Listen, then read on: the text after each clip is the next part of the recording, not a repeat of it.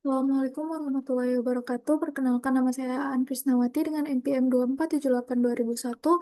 Pada video ini saya akan menjelaskan hasil praktikum otomatisasi jaringan menggunakan Nemau.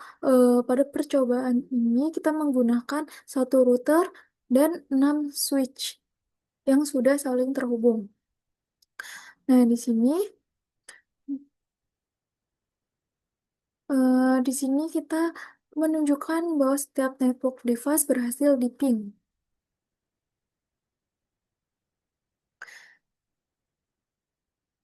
Sini kita ping.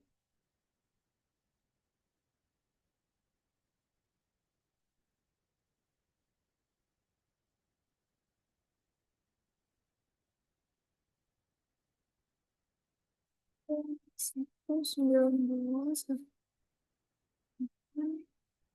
sepuluh titik dua lima empat ini kita ping ke router terlebih dahulu. Nah di sini dia bisa ke ping. Lalu kita ke switch satu itu 11. Nah di sini juga dia bisa. Lalu selanjutnya kita ping ke 12 yaitu switch 2. Nah di sini dia bisa. Selanjutnya ke switch 3 13. Nah, di sini juga dia bisa. Selanjutnya kita ping ke switch 14. Switch 4 yaitu 14. Nah, dia bisa ke pin. Selanjutnya ke switch 5 yaitu 15. Dia bisa. Lalu ping ke switch 6 itu 16. Nah, di sini dia sudah bisa. Maka kita login SSH yaitu SSH 192.168.10.25. Nah, di sini kita masukkan port-portnya. Nah, dia sudah berhasil. Selanjutnya kita masuk ke switch. Switch satu.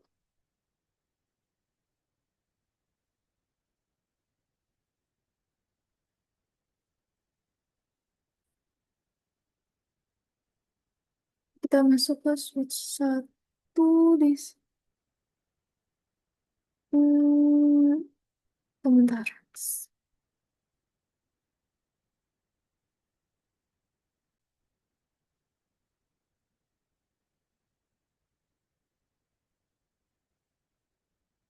Nah, di sini untuk switch-nya dia perintah untuk login ke SSH-nya yaitu SSH dengan perintah ini. Lalu kita masukkan untuk IP-nya. Di sini ini untuk switch. Nah, dia udah bisa masuk juga. Nah, di sini untuk s- masuk ke switch-nya kita pakai perintah ini. Ini untuk switch satu sampai switch 6.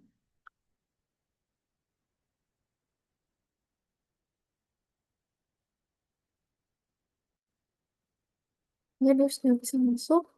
Exit. Kita coba ke switch 2. Dia juga bisa masuk. Kita masuk ke switch 3.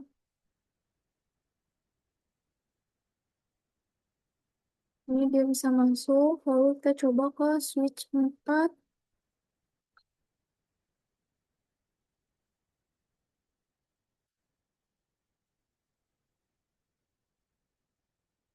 Nah, dia udah bisa masuk ke switch 3. Lalu ke switch 5.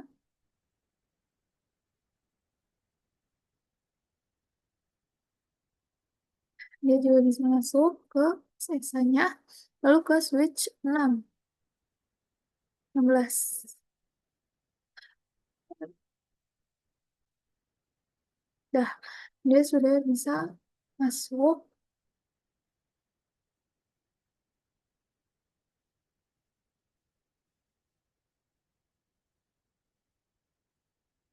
Selanjutkan menunjukkan kode GET.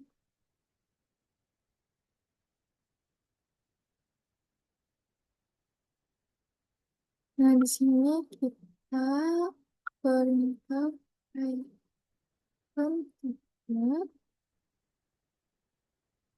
get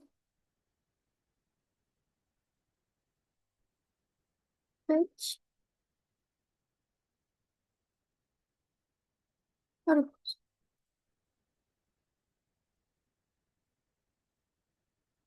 um, um, dot py.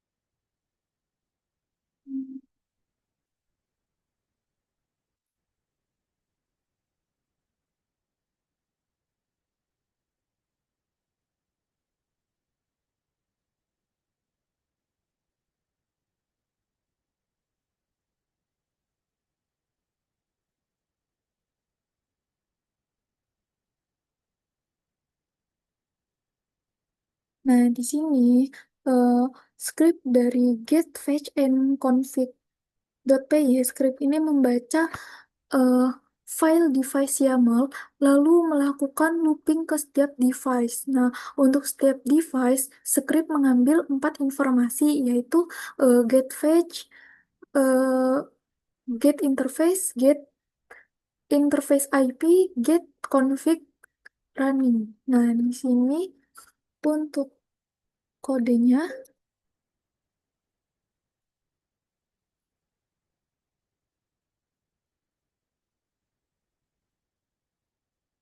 Nah, di sini untuk kodenya dia ada eh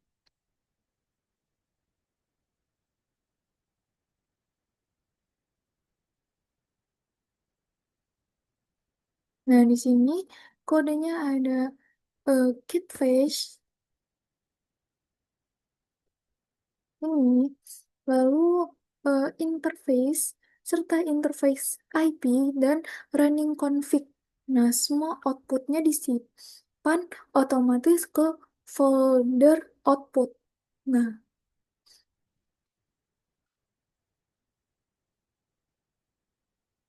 maka akan di sini untuk outputnya seperti ini.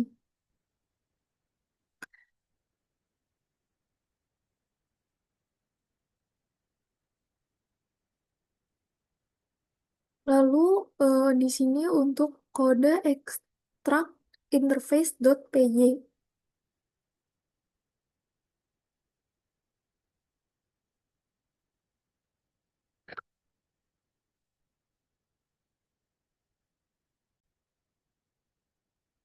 Nah, di sini yaitu bagian extract interface.py.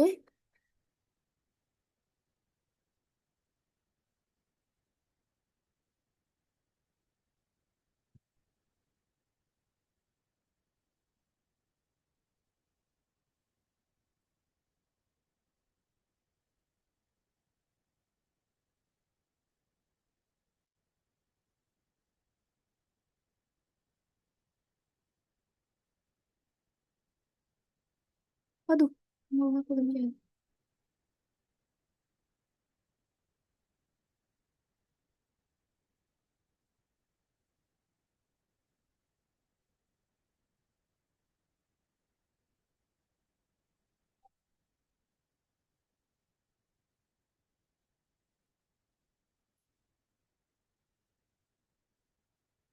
Nah, di sini yaitu script extract.py yaitu berfungsi untuk membaca semua file interface di folder output. Nah, kemudian mengekstrak informasi tersebut seperti nama, interface, status enable, status up, IPv4, serta prefix. Nah, di sini dia akan menghasilkan eh, setelah dijalankan dia akan menghasilkan eh, file CSV yang bernama interface summary CSV. Nah, di sini sekarang kita jalankan.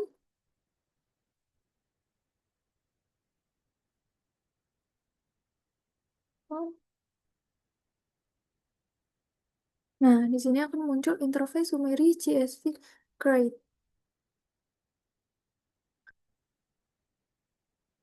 Selanjutnya di sini yaitu menjawab pertanyaan yang pertama, eh, versi Python dan NAML yang digunakan. Di sini kita menggunakan file Python.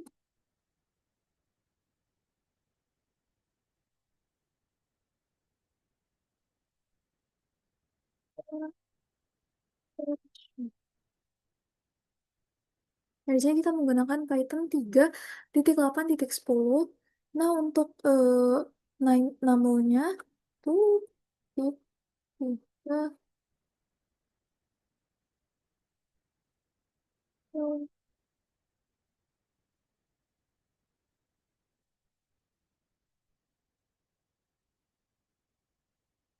Di sini dia menggunakan version 5.0.0. Yang kedua, tuliskan perintah SSH ke router. Nah, di sini untuk perintah SSH-nya yaitu SSH akan 192.168.10.25 isi password. Nah, dia udah masuk ke keluar file. Selanjutnya, pada file inventory terdapat file draft dan script. Apa fungsinya? Nah, fungsinya yaitu untuk drive tersendiri yaitu jenis iOS device yang digunakan Nano untuk menentukan koneksi dan cara parsing. Nah, sedangkan untuk script yaitu password privilege mode. Eh, di sini kita menggunakannya di SSH user dengan privilege 15. Di sini selalu jalankan get face pada R dan tuliskan hostname model perangkat. Nah, di sini untuk hostname model perangkatnya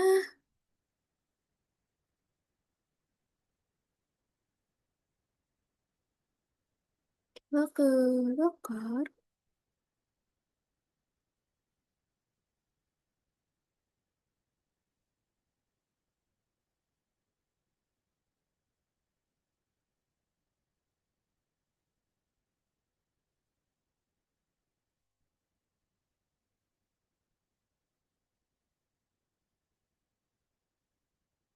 Kita masuk ke cd output.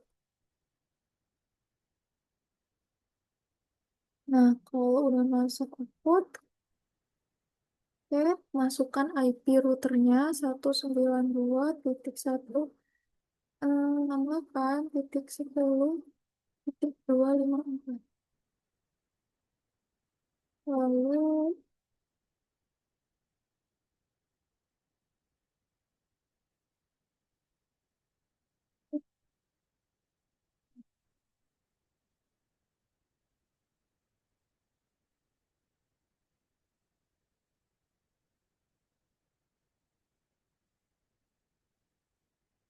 Lalu di sini harusnya kita pakai TX. Nah, di sini dia akan memunculkan seperti tadi untuk hostname, perangkat, uptime.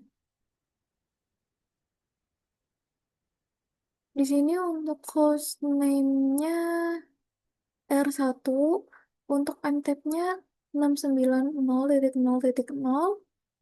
eh Model perangkatnya, modelnya unique now, tidak diketahui.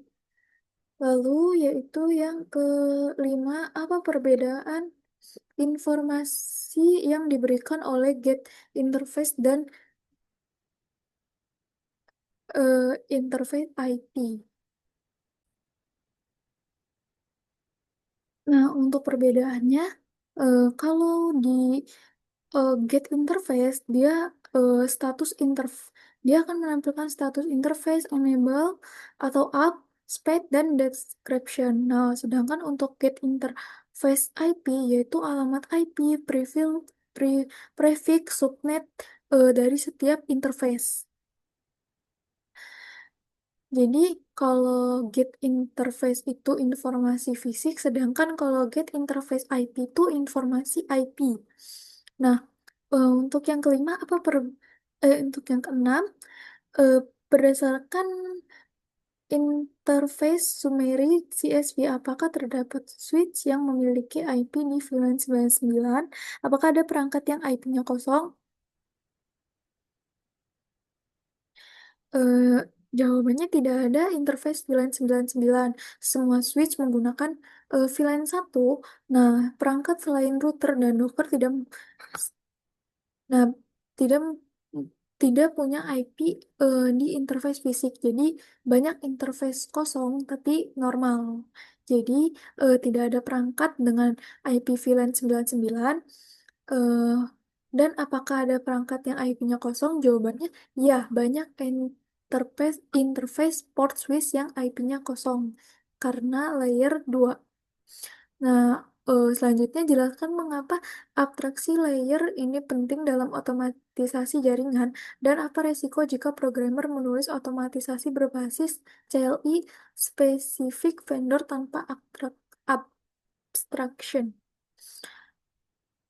Eh, abstrak abstraction layer nama itu untuk menyamarkan perintah eh, antar vendors antar vendor. Nah, programmer cukup menulis satu script langsung bekerja di semua vendor. Nah, tapi resikonya script bisa rusak kalau CLI berubah, eh, ha- lalu harus menulis script berbeda untuk setiap vendor dan sulit dipelihara, tidak scrapable. Lalu di sini untuk yang kedelapan jelaskan dua alasan teknis kenapa structured data JSON atau DITch lebih sesuai untuk otomatisasi daripada output CLI biasa. Eh, karena yang pertama yaitu mudah diproses. Nah, JSON atau DITch bisa di loop, filter, simpan ke database tanpa parsing manual. Nah, serta stabil, format JSON tidak berubah seperti CLI yang berubah antar versi. Selanjutnya itu yang kedelapan, eh, jalankan untuk setiap 1 jam informasi apa saja yang bisa otomatis terpantau. Yang dapat terpantau yaitu interface untuk down atau up-nya, serta perubahan konfigurasi pada router atau switch, terus uptime device-nya. Eh, untuk contohnya, di, eh, untuk contoh pemanfaatan nyata yaitu ada monitoring otomatis jaringan kampus. Jika satu switch mati, admin langsung dapat alert. Yang 10, jika suatu hari topologi bertambah menjadi 30 perangkat, bagian apa saja yang perlu diubah? Yang perlu diubah hanya bagian file device YAML-nya, karena ketambahan device baru. Jadi, eh, yang berubah hanya device YAML-nya. Untuk script Python yang tadi tidak perlu diubah karena dia akan di loop otomatis. Mungkin demikian penjelasan praktikum eh, otomatis jaringan menggunakan YAML. Jika ada salahnya, saya mohon maaf. Wassalamualaikum warahmatullahi wabarakatuh.